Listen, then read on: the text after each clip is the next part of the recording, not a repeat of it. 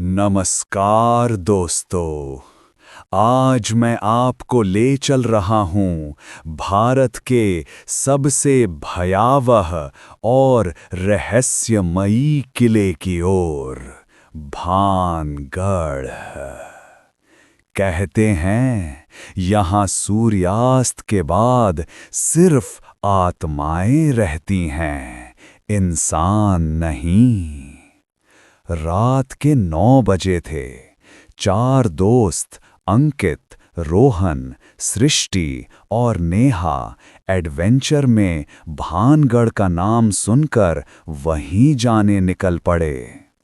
किले के बाहर एक पुराना बोर्ड लगा था, सूर्यास्त के बाद भानगढ़ में प्रवेश वर्जित है। प्रवेश करने वाला स्वयं जिम्मेदार होगा। अंकित हंसते हुए बोला, अरे यार, ये सब डराने वाली बातें हैं, असल में कुछ नहीं होता। लेकिन उन्हें नहीं पता था, किला उन्हें बुला रहा था, या शायद चेतावनी दे रहा था। किले के अंदर।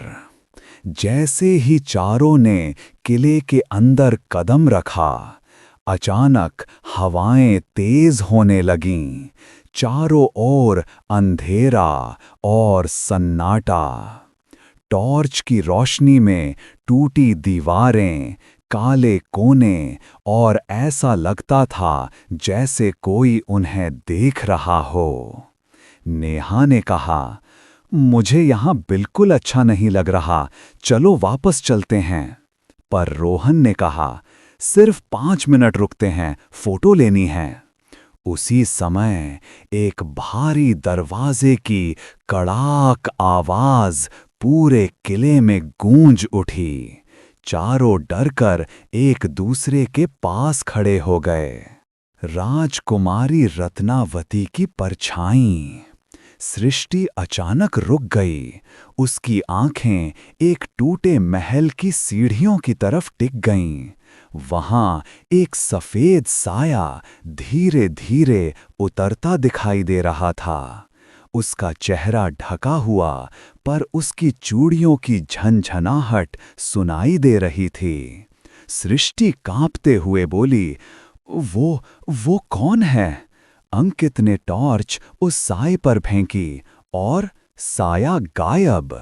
पर कुछ सेकंड बाद उसी साए ने उनके पीछे से फुसफुसाया, यहाँ वापस मत आना।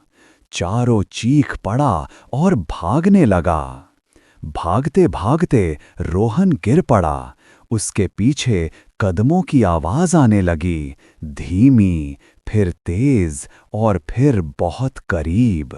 जब अंकित ने पलटकर देखा, उसे एक काली परछाई रोहन के ऊपर झुकी दिखी, जैसे उसके अंदर उतर रही हो। अचानक रोहन की आंखें पलट गईं और उसने कहा, राजकुमारी, तुम्हारा बदला पूरा होगा। बाकी तीनों किसी तरह उसे खींचकर बाहर की ओर भागे। तीनों जैसे ही भानगढ़ के मुख्य द्वार के करीब पहुंचे, रोहन ने खुद को छुड़ाकर जोर से चिल्लाया, मैं नहीं जा सकता, ये मेरा घर है। और वो दौड़कर फिर अंधेरे किले के अंदर चला गया। अंकित, सृष्टि और नेहा ने आखिरी बार पीछे देखा।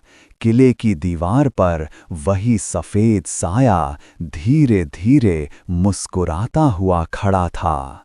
और उसी क्षण किले के दरवाजे धड़ाक से बंद हो गए। आज तक रोहन वापस नहीं मिला।